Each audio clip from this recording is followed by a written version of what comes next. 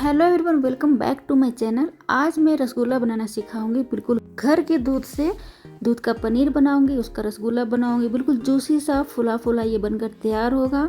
बनाना बिल्कुल ही आसान है, बस कुछ बातों का ख्याल रखना होगा।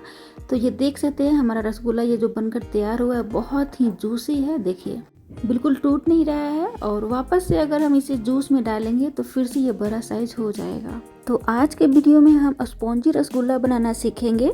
अगली बार मैं गांव का जालीदार रसगुल्ला कैसे बनाते हैं वो मैं लेकर आऊंगी। तो आज सिर्फ स्पॉन्जी रसगुल्ला बनाना सीखेंगे। तो चलिए, यहाँ पे मैं समय को बर्बाद न करते हुए सबसे पहले मैंने यहाँ पे दिखा दिया है।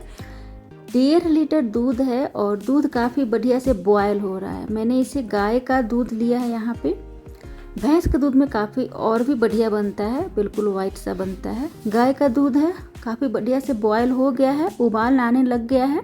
तो मैंने गैस को बंद कर दिया है। बंद करने के बाद ये जब भाप जो निकल रहा है ना, ये भाप जब निकलना बंद हो जाएगा, रुक जाएगा, तब आगे का प्रोसेस करते हैं। तो देखिए 10 मिनट में भाप निकलना बंद हो गया है। ऊपर से भाप अब बिल्कुल नहीं निकल रहा है, और आप देख सकते हैं साइड से ये बिल्कुल अभी गर्म है, लेकिन भाप जो है वो नहीं निकल रहा है। तो एक कप लेना है। कप में मैंने डाला है आधा कप पानी। तो यहाँ पे ठंडा पानी डालेंगे आधा कप, और इसी में आधा कप डाल देंगे विनेगर।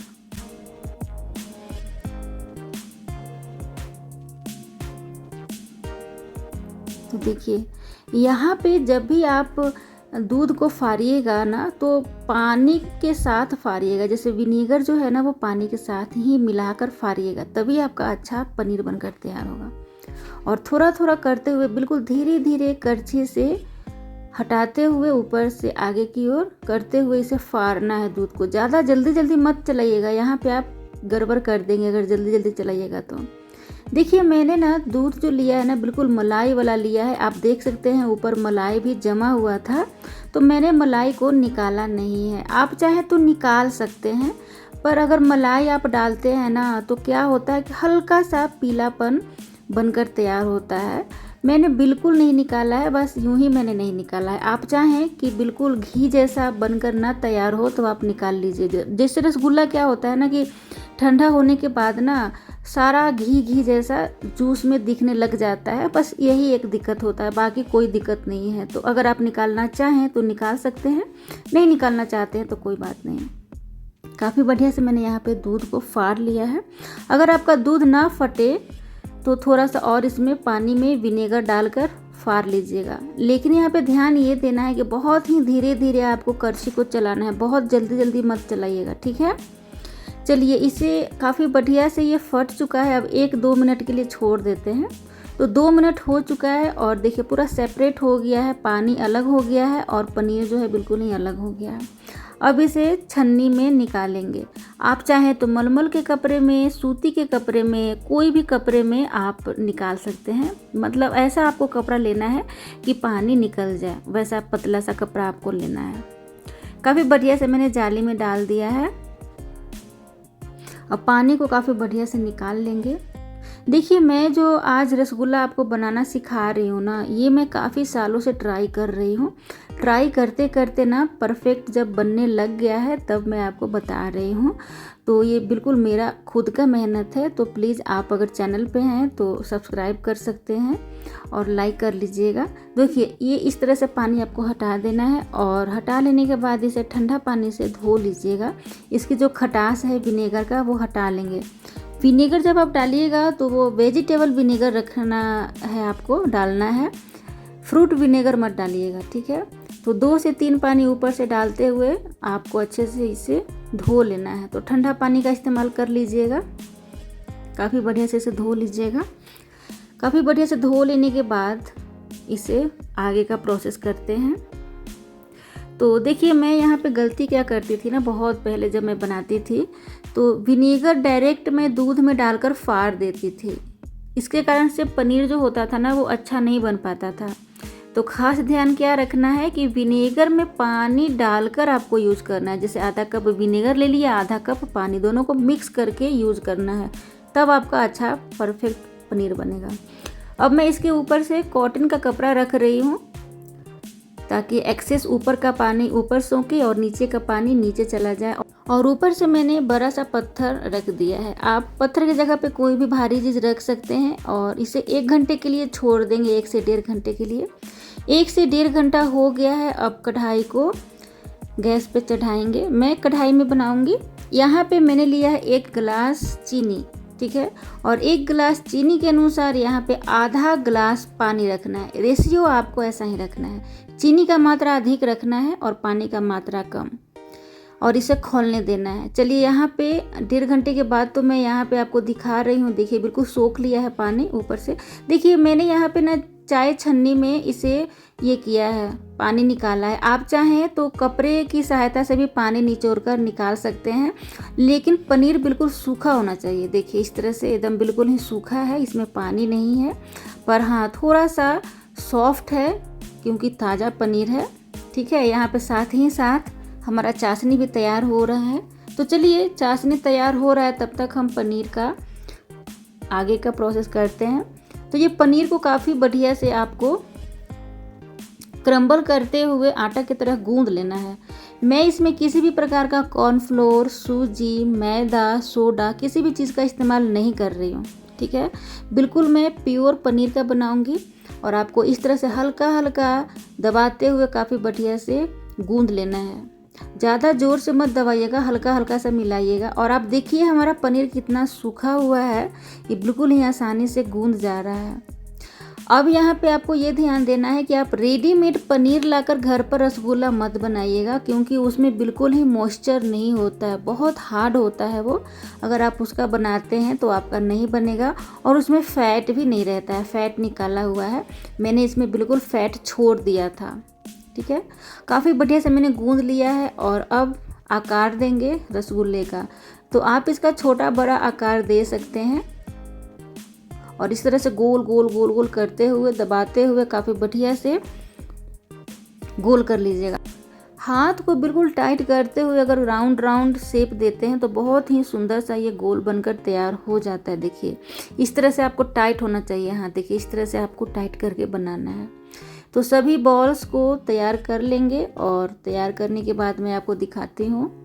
देखिए सभी बॉल्स को मैंने तैयार कर लिया है और इसमें बिल्कुल ही क्रैक नहीं है, बिल्कुल कुछ नहीं है, क्योंकि बहुत ही अच्छे से जब आप पनीर को गूंदिएगा तो क्रैक नहीं होता है। और इसमें फ़ैट होना चाहिए, ठीक है ना, जैसे मैंने मलाई नहीं निकाला था इसी कारण से।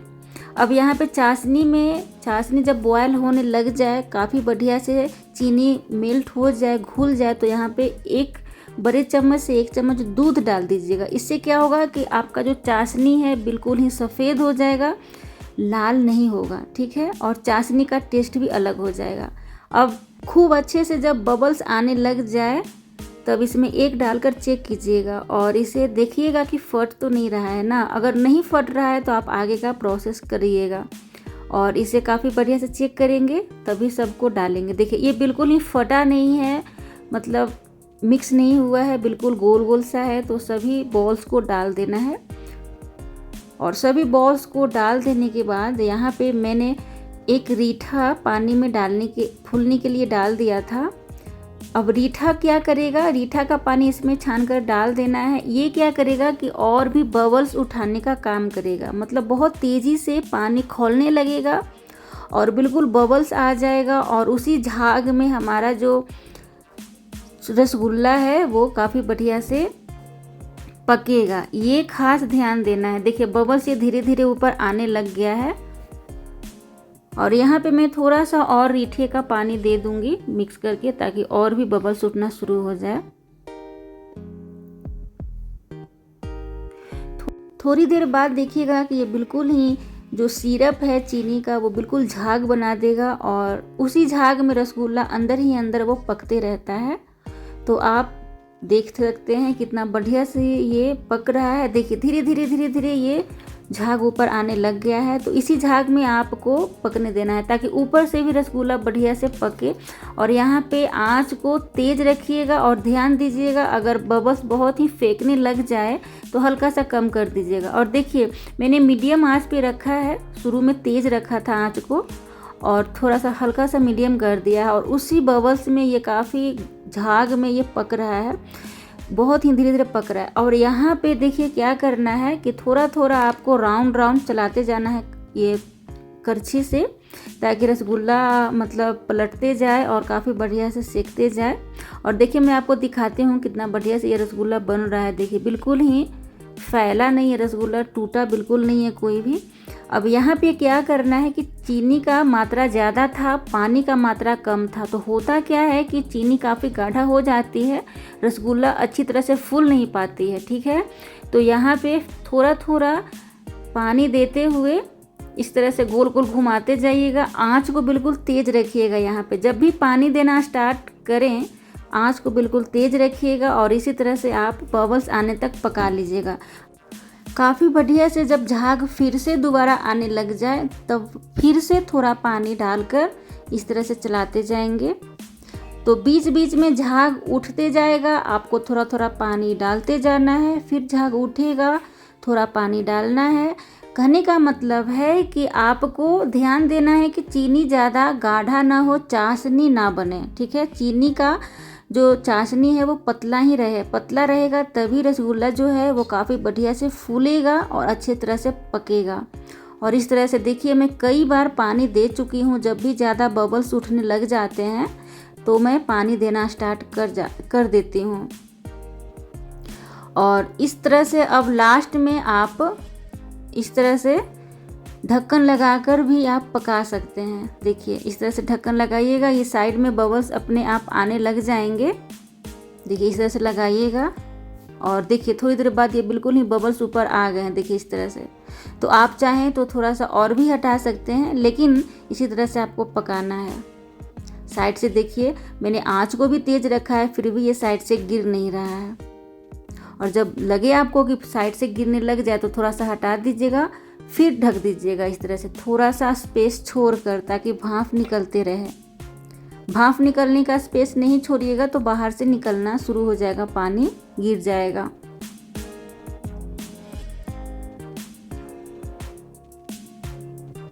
तो बीच बीच में आपको इस तरह से चेक करते रहना है।